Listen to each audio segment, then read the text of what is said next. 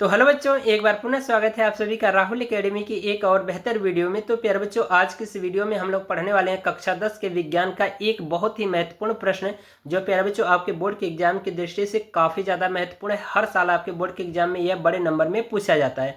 तो प्यारे बच्चों, वीडियो शुरू करने से पहले यदि आप हमारे यूट्यूब चैनल पर पहली बार आए होंगे तो चैनल को सब्सक्राइब कर लीजिए।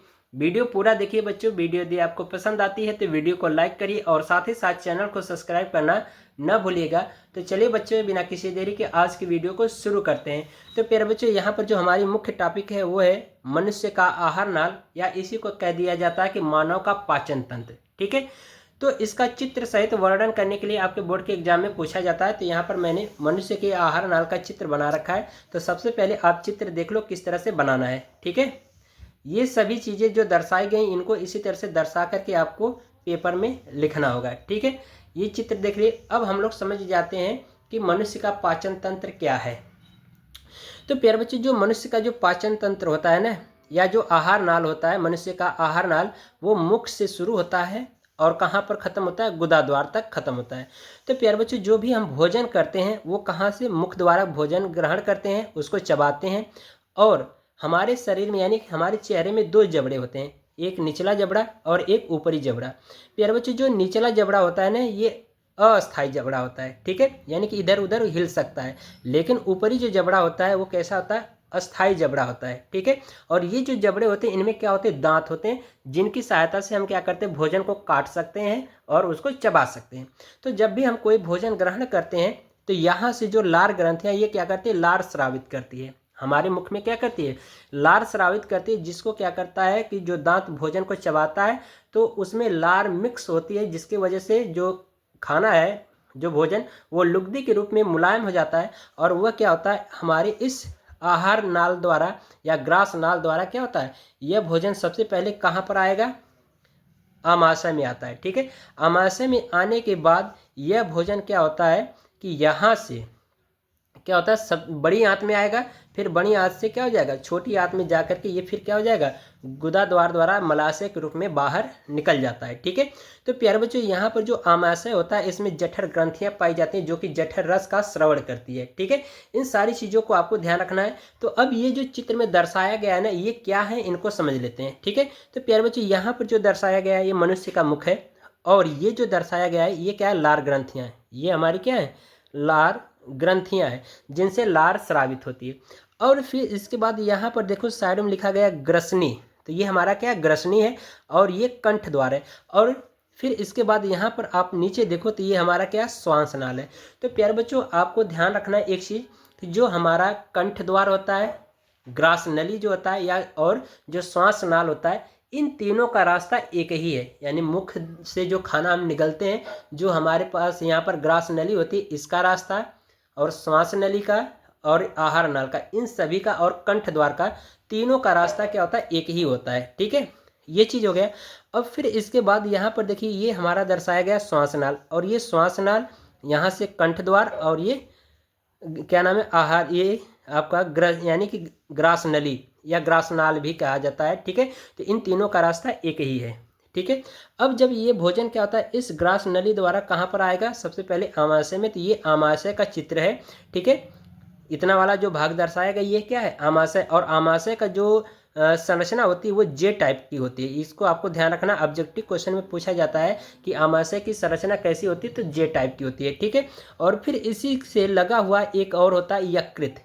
ठीक है, तो ये हमारा इतना वाला भाग क्या है, यकृत है। और यहाँ पर नीचे छोटा सा एक भाग देख रहे हो, तो इसको हम कहते हैं पित्ताशय।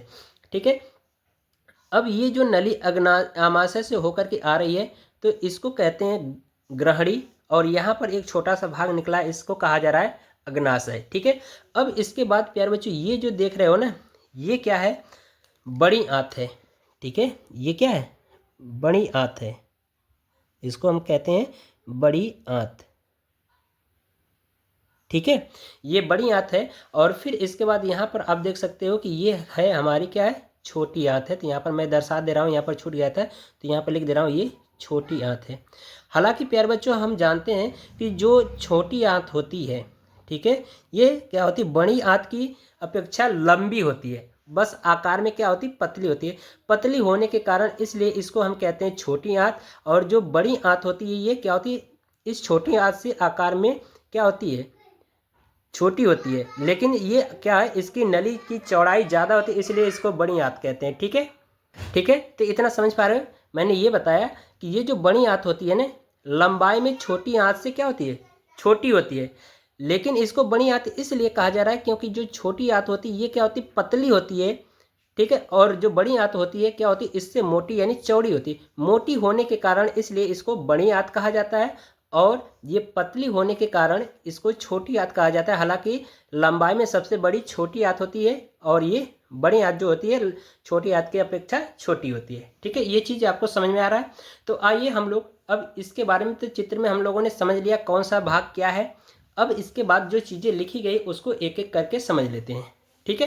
तो यहाँ पर देखिए कहा जा रहा है कि यह मुख से गुदा तक फैली लगभग 8 से 10 मीटर लंबी खोखली एवं अत्यधिक कुंडलित नलिका होती है। इसके मुख्य भाग निम्नलिखित हैं। यानी कि इसमें कहा जा रहा है कि जो मनुष्य का जो आहार नाल है, कहा गया है कि यह मुख से गुदा तक फैली लगभग 8 से 10 मीटर लंबी खोखली एवं अत्यधिक कुंडली नलिका होती है, और इसके मुख्य भाग निम्नलिखित है। जो मैंने यहाँ पर बताया कि मुख से लेकर के ये गुदा तक, ठीक है, यहाँ तक क्या होता है, गुदा तक फैली एक कुंडलित संरचना होती है जो कि 8 से 10 मीटर लंबी होती है, और इसी को हम क्या कहते हैं, मनुष्य का आहार नाल कहते हैं। और इसके जो भाग हैं वो मुख्य कुछ इस प्रकार से हैं।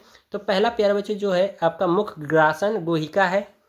ठीक है, पहला भाग क्या है, मुख ग्रासन गुहिका, दूसरा है ग्रासनाल, और तीसरा है आमाशय, और चौथा है छोटी आंत, और पांचवा है बड़ी आंत। अब इसी के बारे में हमें क्या करना है, समझ लेना है कि मुख ग्रासन गुहिका क्या है, ग्रासनाल क्या है, आमाशय क्या है, छोटी आंत क्या है, और बड़ी आंत क्या है। बस यही पांचों भाग मिलाकर के हमारा क्या बनता है, आहार नाल बनता है, या इसी को कह सकते हैं पाचन तंत्र का निर्माण करता है। ठीक है। तो आइए यहाँ पर हम लोग समझते हैं मुख ग्रासन गुहिका। ठीक है, तो मुख ग्रासन गुहिका क्या है, यहाँ पर देखिए लिखा गया है कि यह ऊपरी तथा निचले जबड़े के मध्य स्थित होता है। इसका पश्च भाग ग्रसनी कहलाता है, और कहा जा रहा है कि ग्रसनी निगल द्वार यानी निगल द्वार द्वारा ग्रास नाल में एवं कंठ द्वार में, फिर इसके बाद श्वास नाल में खुलता है। यानी कि कहा गया कि जो मुख ग्रासन गुहिका है ये ऊपरी जबड़े और निचले जबड़े के मध्य में स्थित होता है, और इसका जो पश्च भाग होता है वो क्या कहलाता है, ग्रसनी कहलाता है। और जो ग्रसनी है कहा जा रहा है कि निगल द्वार द्वारा ग्रास नाल में, फिर इसके बाद कंठ द्वार में, फिर तथा श्वास नाल में खुलता है। जैसा कि आप यहाँ पर चित्र में देख सकते हो कि यहाँ पर दर्शाया गया है, ये ऊपरी जबड़ा है और ये निचला जबड़ा है। इसके मध्य में ये क्या स्थित होता है, यहाँ पर मुख ग्रासन गुहिका स्थित होती है। तो इसका जो अंतिम भाग है यानी पश्च भाग जो है वो हमारा क्या कहलाता है, ग्रसनी कहलाता है। और यही जो ग्रसनी है ये ग्रासनाल, श्वासनाल और कंठ द्वार में क्या होता है, खुलता है, यही कहा गया है। ठीक है। फिर इसके बाद देखिए आगे कहा जा रहा है कि ये जबड़े दांत युक्त होते हैं। यानी कि जो निचली जबड़ा और ऊपरी जो जबड़ा होता है ये कैसा होता है, दांत युक्त होता है। कह रहा है कि दांत की सहायता से भोजन को काटने एवं भोजन को चबाने में सहायता करते हैं। ठीक है, यानी कि जो ऊपरी जबड़े और निचली जबड़े में क्या होता है, दांत होता है, और इन दांत का कार्य क्या है कि भोजन को काटने और भोजन को चबाने में क्या होता है, सहायता प्रदान करता है। ठीक है, इतनी चीज़ क्लियर हुआ। अब इसके बाद प्यारे बच्चों हम लोग समझ लेते हैं ग्रासनाल। ठीक है, यानी कि ग्रासनाल क्या है, इसमें देखिए लिखा गया है कि यह लगभग 25 सेंटीमीटर लंबी नली होती है, जो यह गर्दन तथा वक्ष भाग से होती हुई उदर में पहुंचकर आमाशय में खुलती है। ये आपको ये ध्यान रखना होगा कि जो ग्रासनाल की जो लंबाई वो कितनी होती है, 25 सेंटीमीटर होती है। ये आपको ध्यान रखना, ऑब्जेक्टिव क्वेश्चन में पूछा जा सकता है। कहा गया है कि यह लगभग 25 सेंटीमीटर लंबी नलिका होती है। कहा जा रहा है कि जो गर्दन तथा वक्ष भाग से होती हुई उदर में पहुंचकर आमाशय में खुलती है। यानी कि इसमें कहा गया है कि ये गर्दन से होती हुई, ये हमारा क्या है, गर्दन है। गर्दन से होती हुई ये कहाँ पर जा रहा है, यहाँ पर देख रहे हो कि वक्ष भाग में। तो ये हमारा क्या है, वक्ष भाग है। यानी कि जो सीना होता है हम लोगों का वो क्या कहलाता है, वक्ष भाग कहलाता है। तो वक्ष भाग से होते हुए उदर में पहुँचकर, उदर का मतलब पेट, ठीक है, तो उदर में पहुंच करके ये कहाँ पर खुलता है, आमाशय में खुलता है। तो यानी कि ये यहाँ पर आपको दिख रहा है आमाशय। तो ये क्या होता है, यहाँ से गर्दन द्वारा पहुंच करके फिर कहाँ पर खुलता है, आमाशय में खुलता है। यानी कि गर्दन द्वारा जो ग्रास नली है, फिर इसके बाद ये कहाँ पर आएगा, वक्ष में आएगा। वक्ष में आकर के फिर कहाँ पर, उदर गुहा में पहुँचेगा। उदर गुहा में स्थित होता है आमाशय। तो आमाशय में ये आकर के क्या हो जाएगा, खुल जाता है। ठीक है। फिर इसके बाद कहा जा रहा है कि इससे भोजन को सुगमता से निगला जा सकता है, यानी इससे हम क्या कर सकते हैं, ग्रासनाल द्वारा क्या कर सकते हैं, भोजन को आसानी से निगल सकते हैं। यानी कि जब हम भोजन को यहाँ पर मुख में चबाएंगे तो इसमें क्या होगी, लार ग्रंथियों द्वारा लार स्रावित होगा और उस भोजन को क्या करेगा, मुलायम करेगा। अब मुलायम करने के बाद फिर क्या होगा, उसको हम आसानी से इस ग्रासनाल द्वारा क्या कर सकते हैं, अंदर निगल सकते हैं। तो जब भोजन को निगला जाता है तो ये क्या होता है, ग्रासनाल द्वारा फिर कहाँ पर आएगा, वक्ष में आएगा, वक्ष गुहा में, फिर वक्ष गुहा से कहाँ पर, उदर गुहा में, और उदर गुहा से कहाँ पर आ जाएगा, फिर सीधे आमाशय में एकत्रित हो जाएगा। ठीक है। तो अब इसके बाद आगे देखिए कहा जा रहा है, अगला भाग है इसका आमाशय। तो जब ये भोजन प्यारे बच्चों जब आमाशय में आता है तो आमाशय का कार्य क्या है, यहाँ पर देखिए कहा जा रहा है कि यह डायाफ्राम के ठीक नीचे उदर गुहा में बाईं ओर स्थित होता है। तो प्यारे बच्चों यहाँ पर जो होता है ना, इतना वाला भाग, ठीक है, इधर क्या होता है, डायाफ्राम होता है। ठीक है। जब हम सांस लेते हैं, ठीक है, जब सांस को अंदर खींचते हैं तो डायाफ्राम क्या होता है, ऊपर जाता है, तो जिसकी वजह से पेट हमारा अंदर होता है। ठीक है।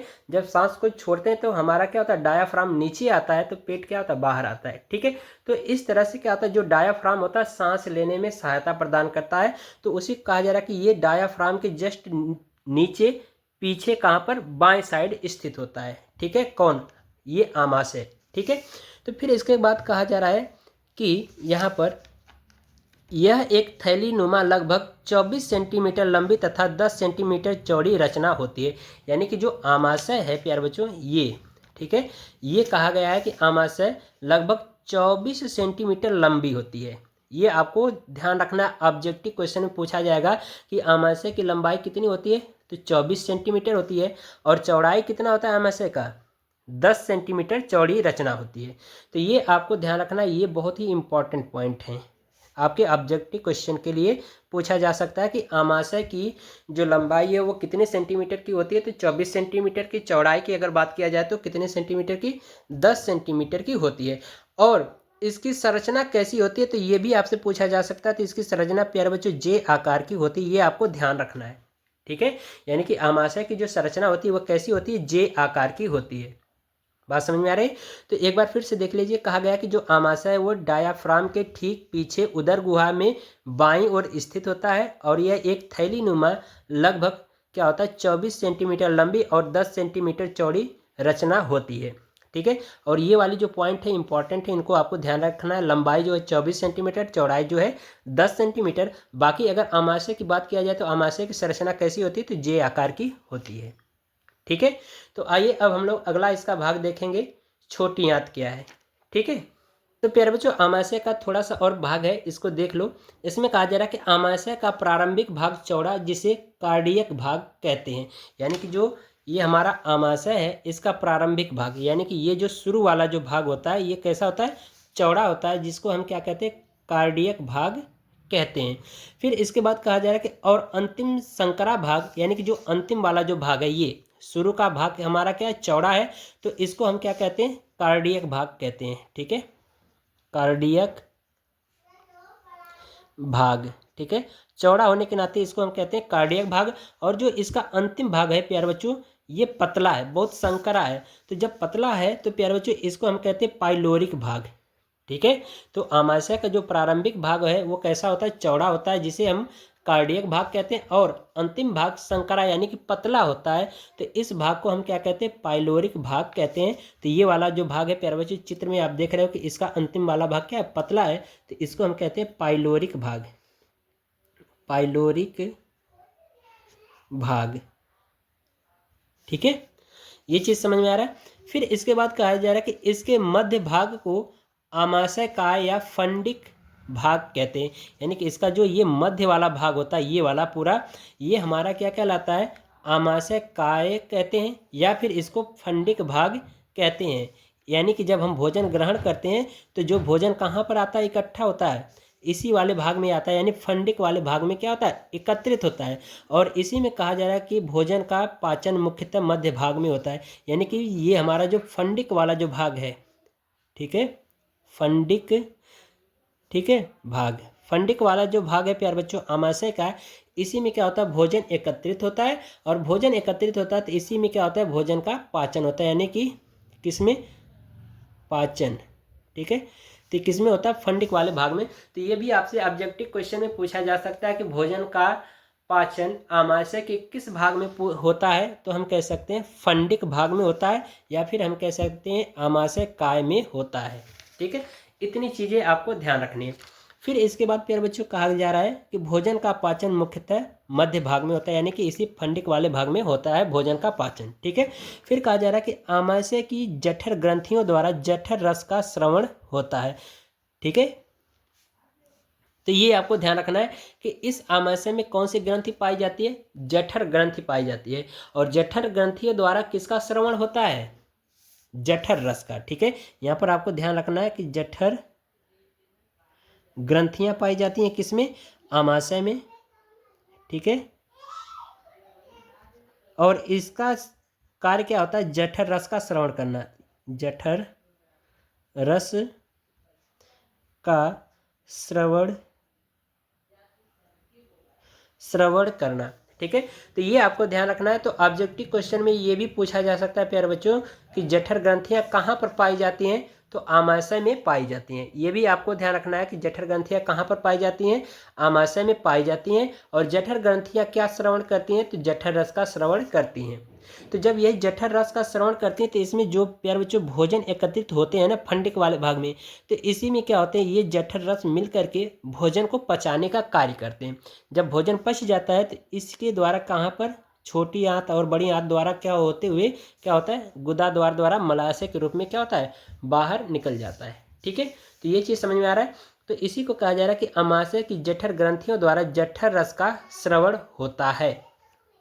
ठीक है, ये चीज़ समझ में आ रहा है। ये बहुत ही महत्वपूर्ण पॉइंट है प्यारे बच्चों, आमाशय, यानी कि इसका जो शुरू वाला यानी कि जो आमाशय का प्रारंभिक जो भाग होता है प्यारे बच्चों, इस भाग को हम कार्डियक भाग कहते हैं, और इसका जो अंतिम भाग होता है वो बहुत पतला होता है। ठीक है, जिसको हम पाइलोरिक भाग के नाम से जानते हैं, और इसका जो मध्य भाग होता है प्यारे बच्चों उसको हम फंडिक भाग या आमाशय काय कहते हैं।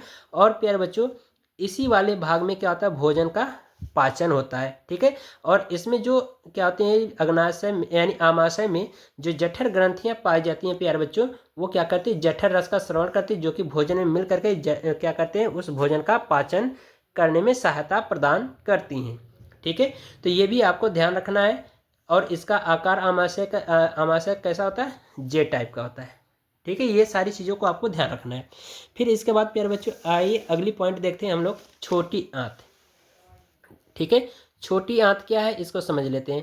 तो यहाँ पर देखिए कहा जा रहा है कि आमाशय की छोटी आंत में खुलता है, यानी कि जो आमाशय जो है हमारा, ठीक है, आमाशय वो कहाँ पर खुलता है, छोटी आंत में खुलता है।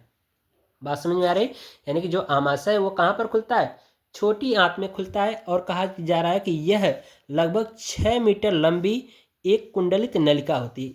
ठीक है, आपको ध्यान रखना है कि जो छोटी आंत की जो लंबाई है वो कितनी होती है, 6 मीटर लंबी होती है। और कहा गया कि इसे 3 भागों में बांटा जा सकता है। तो आपको ये ध्यान रखना है, ऑब्जेक्टिव क्वेश्चन में पूछा जा सकता है कि छोटी आंत की लंबाई कितनी होती है, तो वो लगभग 6 मीटर लंबी होती है। ठीक है, और आपसे प्रश्न ये भी पूछा जा सकता है कि जो आमाशय है वो हमारे शरीर के किस भाग में खुलता है, तो छोटी आंत में खुलता है। और छोटी आंत की लंबाई कितनी होती है, 6 मीटर होती है। और कहा गया कि जो छोटी आंत है इसको कितने भाग में, 3 भाग में बांटा गया है। कौन कौन सा, एक है आपका ग्रहणी, दूसरा मध्यांत्र होता है, और तीसरा शेषांत्र होता है। ठीक है, अब ग्रहणी, मध्यांतर और शेषांत्र क्या है इसके बारे में ज़्यादा आपको लिखना नहीं है। जो इसमें मेन पॉइंट है वो मैंने आपको यहाँ पर दर्शा दिया, लिख दिया है, इसको बस देख लो, ऑब्जेक्टिव क्वेश्चन के लिए इंपॉर्टेंट है। तो प्यारे बच्चों जो छोटी आंत की जो पहला भाग है ग्रहणी, इसकी जो लंबाई होती है वो कितनी होती है, 25 सेंटीमीटर लंबी होती है। और इसका आकार कैसा होता है, सी टाइप का होता है, यानी सी के आकार में होता है। फिर इसके बाद जो अगला भाग इसका मध्यांतर, तो मध्यांतर की जो प्यारे बच्चों लंबाई होती है वो 2.40 मीटर लंबी होती है। ठीक है, और शेषांतर की जो लंबाई होती है वो 3.60 मीटर लंबी होती है। ठीक है, ये चीज़ आपको क्लियर हो गया होगा। अब प्यारे बच्चों इसका हम लोग अगला भाग देखेंगे, बड़ी आंत। ठीक है, बड़ी आंत क्या है, इसमें देखिए कहा जा रहा है कि इसकी लंबाई छोटी आंत से कम परंतु चौड़ाई अधिक होती है। यानी कि जो बड़ी आंत है ये छोटी आंत की अपेक्षा क्या होता है, छोटी होता है, ठीक है। लेकिन चौड़ाई में क्या होता है, छोटी आयत की अपेक्षा ज़्यादा होता है। बात समझ में आ रही है। अब छोटी आयत को छोटी आयत क्यों कह रहे हैं, बड़ी आयत को बड़ी आयत क्यों कह रहे हैं, इसका रीजन समझ लो। प्यारे बच्चे, जो छोटी आयत होती है ना, वो लंबाई में क्या होती है, बड़ी होती है, लेकिन उसकी जो चौड़ाई है वो कम होती है, इसलिए उसको कहा जाता है छोटी आयत। बाकी बड़ी आयत क्यों कहा जाता है, हालांकि बड़ी आयत क्या होता है, छोटी आयत की अपेक्षा छोटी होती है, लेकिन चौड़ाई इसकी ज़्यादा होती है, तो इसलिए इसको बड़ी आयत कहते हैं। तो इसलिए यहाँ पर देखिए कहा गया कि ये लगभग 1.50 या 1.80 मीटर लंबी होती है, यानी कि हम ये कह सकते हैं लगभग 2 मीटर लंबी होती है और 6 सेंटीमीटर चौड़ी होती है। बात समझ में आ रही। फिर इसमें कहा गया कि जो बड़ी आंत है इसके भी कितने भाग में बांटे गए हैं, 3 भाग होते हैं, ठीक है। कौन कौन सा होता है, पहला सीकम होता है, दूसरा कोलन होता है, तीसरा मलाशय होता है, ठीक है। सीकम क्या होता है प्यारे बच्चों, यहाँ पर देखिए इसका मुख्य भाग मैंने बस लिख दिया है। कहा गया कि जो सीकम एक थैली न्यूमा कैसी होती है, संरचना होती है, तथा मनुष्यों की में यह क्या होता है, एक अवशेषी अंग होता है। यानी कि जो सीकम जो होता है प्यारे बच्चों, ये क्या होता है, एक थैली नुमा संरचना होती है, और मनुष्यों में क्या होता है, ये अवशेषी अंग के रूप में उपस्थित होता है, ठीक है। फिर इसके बाद कोलन क्या है, तो कोलन को समझ लीजिए। ये कहा गया कि ये छोटी आंत के चारों ओर होता है, यानी कि जो कोलन होता है छोटी आंत के चारों ओर क्या होता है, लिपटा होता है, और इसकी संरचना कैसी होती है, यू आकार की होती है। तो ये आपको ध्यान रखना है, इसका ऑब्जेक्टिव पॉइंट, ये सभी जितने मैंने यहाँ पर बताए ना, ये सभी ऑब्जेक्टिव क्वेश्चन के लिए महत्वपूर्ण है, ये सभी, ठीक है। छोटी आंत और बड़ी आंत के, और आमाशय वाला पॉइंट, ठीक है। यहाँ से आपके बहुविकल्पी प्रश्न प्यारे बच्चों पक्का पूछे जाएंगे, ठीक है। तो ये आपको ध्यान रखना कि जो कोलन होता है, बड़ी आंत का जो दूसरा भाग कोलन, ये छोटी आंत के चारों तरफ क्या होता है, स्थित होता है, और इसकी संरचना कैसी होती है, यू आकार की होती है, ठीक है, कैपिटल यू आकार की होती है। फिर इसके बाद कहा जा रहा है कि तीसरी पॉइंट क्या है इसका, बड़ी आंत का मलाशय। तो मलाशय का प्यारे बच्चों जो लंबाई होता है वो 12 सेंटीमीटर होता है। तो ये आपको ध्यान रखना है कि मलाशय की लंबाई कितनी होती है, 12 सेंटीमीटर होती है। और कहा गया कि इसका अंतिम संकरा भाग गुदा द्वार द्वारा शरीर के बाहर खुलता है। इतनी बात क्लियर हो गई होगी प्यारे बच्चों।